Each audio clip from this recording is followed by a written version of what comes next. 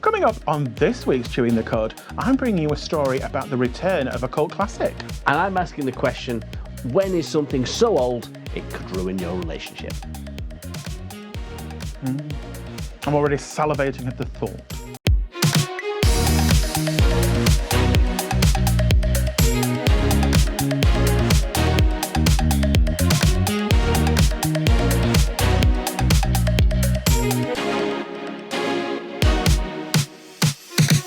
Welcome to Chewing the Cud with me, Leigh Robertson, and my co-host this week is Mike Benny and Rowe. You all right, Babs? I'm okay. I'm distracted by your shirt. It's hideous, isn't it? It is indeed, but that's all your outfits. We are bringing you all of the showbiz news that you should ever need, as well as some fun news stories. Great things. So, what have you got for us first, Mike? When you are refreshing your undergarments, That yearly event. do you ever think, is it time to say goodbye to them? No, because I'm going to miss them so much. Even when they last it's gone. No, I chuck underwear out quite regularly. It's that because it's so well soiled. Can't get the stains out. Go through it like you wouldn't believe. Yeah, Yeah, it is. Okay, that's nice to know. So, nearly half of all British men in relationships, right, admit they wear the same dirty underwear for days. Dirty. Dirty. Right. Well, straight men, I would imagine. Stains, holes, and all. It doesn't say differences. Well, we know, We don't. They didn't ask. but we know. I know some that like the aroma. Yeah, but not in a No, I know. fetishy way. I know people that will purposefully wear to build up the smell and. I sell mine. From medical research, yeah. Yeah. When they need to reinforce a dam somewhere in the world. So yeah, 40% of men with partners confess to wearing the same pants for several days in a row. 19% of women admitted to doing the same thing with their knickknacks. Knickknacks. And 79% of men wear pants with visible wear and tear. So that's stretched fabric, discoloration, and holes. Discoloration. Yeah, you know what that means. That means wee marks. I think it's more of a Purple marks. lines, yeah. Okay. Go faster stripes. Yeah, I would imagine that there is a demographic that does, but if you're on holiday, no, not even on holiday. In hot weather. If you're in traffic, I don't know. If you're staying overnight somewhere you've forgotten, you can turn them inside out once, and that's it. Then you need to change them as soon as possible. So the survey was conducted by a lingerie brand called Pour Marie. Pour Marie? Yeah, or Pour Moi. Oh, Pour Moi. Yeah. Pour Marie. Pour Marie. Well, her husband doesn't change his undercrackers for months on end, Pour Marie. Pour Marie. But to tackle the issue, they've created a downloadable pants prenup for couples. Oh, go away. So it sets rules for underwear hygiene. Oh, shut up. If you're marrying somebody who is that rancid in the underwear department, just don't marry them. It's just basic common decency. Wow, I got very, very aggressive about that, didn't I? Yeah. They also suggested that this playful contract sets rules for hygiene, suggesting inspections. No. I think it's a lingerie brand going, oh, have you changed your knickers? I've changed mine.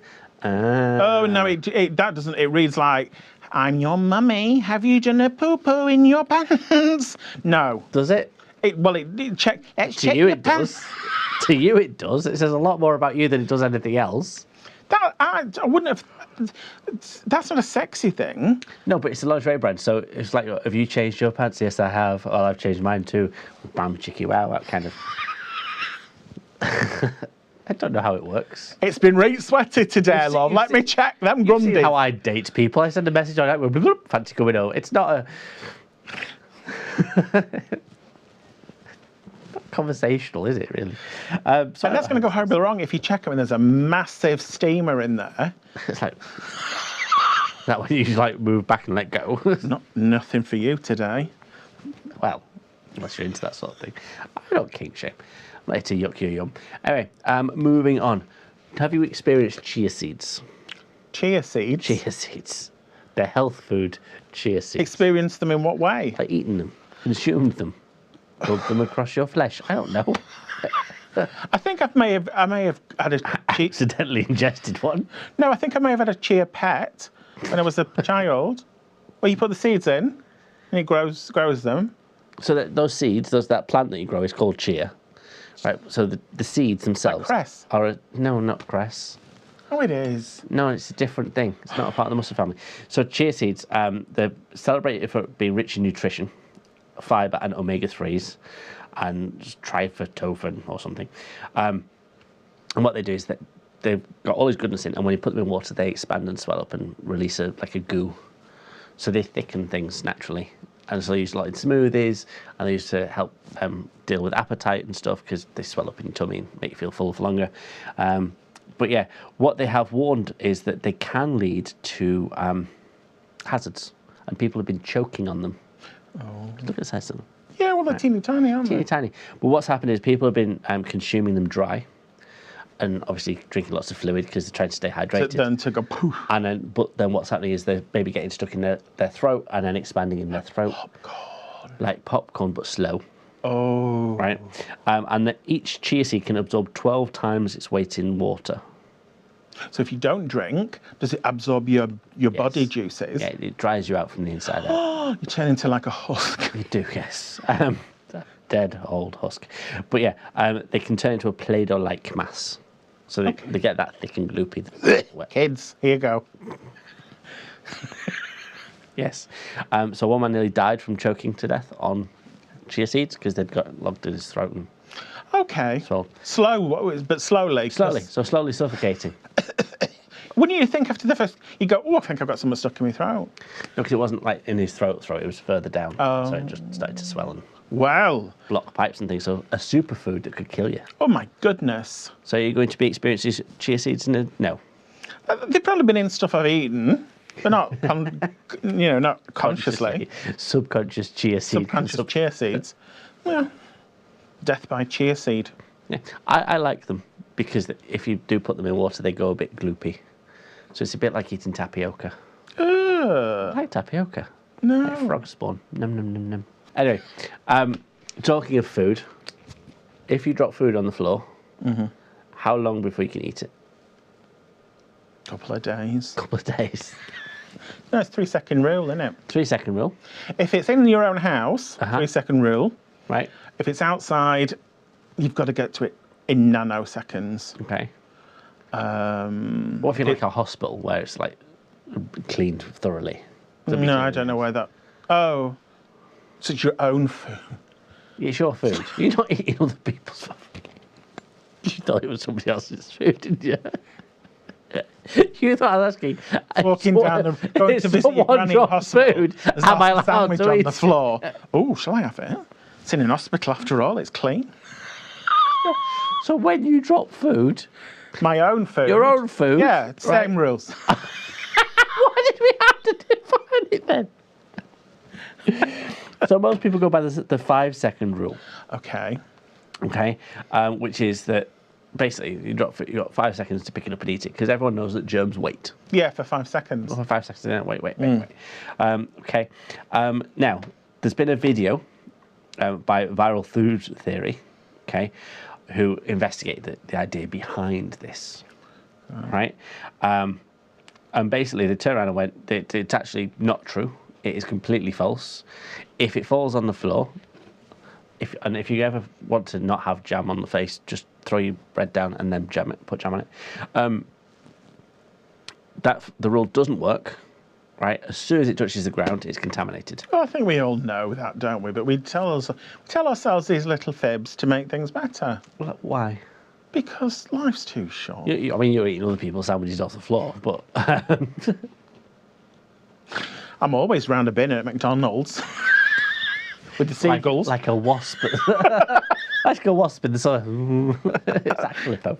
Flying around on people's plates. I can see you doing that. well, wait, chase away. I can totally see you doing that.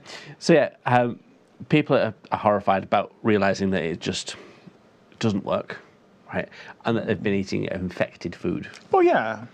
Yeah. But it's up to you, isn't it? That's you need to see parent when a child drops a bit of food. And we lick it. Yeah, and then they're giving them back, or they like Or the dummy. chew it a bit and give it to the child. Oh, that's hot.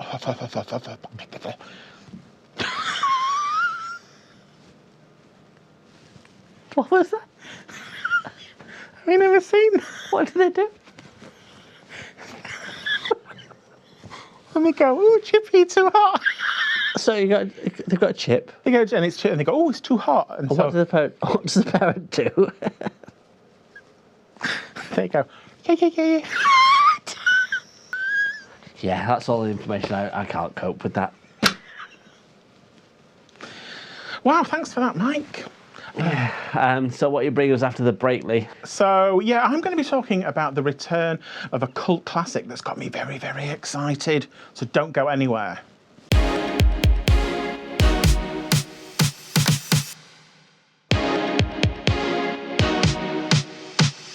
Welcome back to Chewing the Cud. Now, Lee, what's this you're talking about? A cult classic? Oh. Murder, She Wrote. Don't invite her for dinner. Just don't invite her for dinner.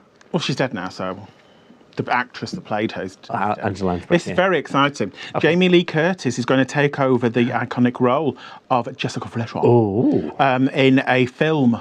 So not a TV series, they're going to do a proper film. Okay. So they did a couple of film versions of Murder, She Wrote for TV. Yeah. Like that, or they're just doing it's an actual cinema release movie. Exciting. So 30 years since it was on TV. Sorry, what? 30 years since it was actually on TV for the first time. Okay, Yeah. The way I thought, like it's finished. It's always on repeat somewhere. I thought it'd been finished for 30 years. I was going to get very upset. It's getting a reboot with Jamie Lee Curtis has confirmed that she is going to play Jessica Fletcher. Nice. So at the moment she's doing a lot of promotion for Freakier Friday, the follow-up to Freaky Friday, and at the premiere she was asked about would there be a chance that she would play the character, and she said, yeah, it's happening. I'm really excited. We're a minute away, as in production and script, but it's happening. Very excited, but I'm tamping down my enthusiasm till we actually start filming. So the original Murder, She Wrote was 12 series, 12 seasons, as the Americans say, 4 TV movies. Yep. Between 1984 and 1996. Okay. And it followed Jessica Fletcher, a mystery writer and amateur detective who helped people solve. Wherever she went, there was murder. And it was always, oh, this is my aunt. Yeah, Auntie Jessica. Usually in and around Cabot Cave. Yes. As well as other places. So Jessica played Angela. No, she didn't. Angela Lansbury. Angela Lansbury played Jessica until she passed away in 2022, age 19. Age 19. Until she passed away, age 96. Okay. The gays love Murder, She Wrote. I love Murder, She Wrote because it's camp. It's camp. It's silly. It's preposterous. It's there going, It is. I killed him. Why did you kill him? Well, because he had money. And are you going to inherit the money? No. Then why did you kill him? Yeah, and it was all kind of the same story, just over and over again. But that's nice to see. Yeah. They did. I'm excited. Jamie Lee Curtis is not going to dress up like an old lady. She's very glamorous, so But she could do. She could do, So, but Angela Lansbury, when she wasn't playing Jessica Fletcher, was a very glamorous lady. Yeah. We've got to wait to see what happens, but that's very exciting. Apart from the time she was a singing teapot. Are you a Bridgerton fan? I do enjoy it. Do you? I've never really watched any of it. I enjoy it. It's a nice costume drama, and all the men are very pretty. Anyway, one of the stars, Luke Newton, Handsome. is going to play the British fashion icon in a new play. The British fashion icon being Alexander McQueen. Oh, okay. Okay, so Luke Newton, it's called The House of McQueen. It's an off-Broadway production. Okay. And it's all about the life of Leigh Alexander McQueen, who was the fashion designer. This is a poster for the thing. That's the guy. He's very handsome. In Bridgerton. He's very handsome. It's adapted from a novel, and it's written by the same people that have written the Book of Mormon, which bit problematic. That's a bit problematic, and the Stranger Things play production. Okay. Yeah. So it apparently it's going to take you through his life, key relationships. Alexander McQueen was gay, an out gay man.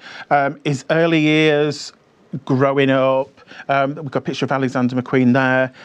He was the one that kind of did that kind of fashion where the model walked on in a dress and stood on a plinth and then paint guns shot and she span round. Yeah. And he did a lot of it. He was around about the cool Britannia kind of thing. So it was all very tracksuit kind of streetwear. Unfortunately, it's not. It's in America, so it's in New York. Okay. For now, but these things tend to kind of come across to us once they've had the New York run. I mean, it's not a cheerful. Not a cheerful thing. It's not. The musical. Because he struggled with depression and anxiety and mental health issues for most of his life, and so it don't go thinking it's Devil Wears Prada. Let's have a sing and a dance. But interesting. Yeah. So we've spoken about Elvira quite a few times on the show. You had a thing. Yeah, more Cassandra, who is the not actor, but she's the one that created the character of Elvira, and came out as gay herself. She's always been gay, but came out quite late in life. Quite late. She didn't want to upset people that thought she was this sex bomb. Sexy, voluptuous, So she's written a memoir, which is what we've talked about on the show before. She's also released a cookbook, Elvira's Cooking with Elvira. And now she's released a children's book with illustrations from Spanish graphic character illustrator Picture-chan. Okay. It's called Elvira's First Book of Monsters. Obviously, she's not going to write a happy book about Happy Bunny one. Spiders. Introducing little readers to some of Elvira's spooky friends. So this is an example of the book. Cute. It is cute, yeah. And as with a lot of celebrity books, she's done a book tour of America where she's read the storybook to children. And was she then picketed? Not dressed as Elvira, though. Oh. Dressed as herself. Was she dressed? Does that mean she was dressed in drag? I think if she was dressed as Elvira, they could say, you're dressed as drag and you're reading. Don't let drag queens read. Now, whether or not that was a purposeful decision, or whether she's just like, well, no, Elvira is my character. Yeah. It's... She probably didn't have any kid-appropriate attire for Elvira. No, because it's very, very voluptuous. Yeah. So she's called, her actual name is Cassandra Peterson. She was born in... Cassie. Cassie. Yeah, Cassandra. I don't know whether she does get called Cassie. No. Massive friend of RuPaul. Yeah. They're big BFFs. Born in Manhattan, age 17, she went to Las Vegas and started off as a showgirl, which is where the kind of seeds of Elvira. Here we have Elvira when she's not being Cassandra. When she's being Elvira. She then travelled Europe, was a singer, did some acting, and then came home to the USA and did this skit in a play, and somebody said, you should turn that into a character. So in 1981, she auditioned for the horror hostess of a Los Angeles, they showed horror films at night. So Elvira, Mistress of the Dark, and that led to films. First film, really good. Second film, not so good. I hadn't realised, the line in Drag Race where they go, how's your head? That's from... It's from Elvira. I didn't know. No, okay. I learned something. Oh, right. Lovely. So the guy that's done the illustrations, he has been an illustrator for more than a decade, working with a variety of clients all over the world. This is what it says. He loves doo-wop, psych pop, 70s disco, 50s rock and roll, and Motown. That's an eclectic. Homosexual. Well, we've got a picture of him. He's not an unattractive gentleman. Oh, okay. No, he is attractive. Yeah. I believe homosexual. You believe you get the vibes that there is a... And the money plants. Yeah, and little monsters and things behind him. So this is her first book, which I fully imagine will probably... lead to a film. Be a series, going to children's, TV, merch. That'd be cool. And My brain has processed something you said. She started doing Elvira in 1981. Yes, she's not a spring chicken. She's in her early 70s. Okay. Although you wouldn't know. Because, of course, Because, Mistresses of the Dark. yeah. Okay, cool. Sorry, yeah, I beelined off on that one then, sorry. So have you read these books? No. They're out now. I haven't Okay. looked at them. So there's Dracula, there's the Mummy, there's Frankenstein. Frankenstein or Frankenstein's monster? Oh. Because Frankenstein was the name of the doctor. The monster was not called Frankenstein. Geek. But because I'm not saying the wrong thing, am I geek? It's just Frankenstein. Everybody knows what Frankenstein is. It's the doctor that created the monster. I'm surprised, actually, that she hasn't been offered a cameo in Wednesday in some form or another. I think she's too campy because Wednesday is very dark. Yeah, but... Right, and it's not as campy as... It's tongue-in-cheeky. It's got Billie Piper in it, playing a music teacher. Yeah. Joanna Lumley playing the grandma. Catherine Zeta-Jones playing the mother. Camp! No, it's camp, but it's not Elvira camp. Elvira camp is very camp, cheesy, classic camp. This is still quite serious and I can imagine she could be a teacher as a different character. I could see her being as Cassandra cast in it as a different character, but not as Elvira. I think that would be two. I think we're long overdue another Elvira film. I think we are indeed. That's all we have from the show this week. Thank you for watching, and we will see you again soon. Bye.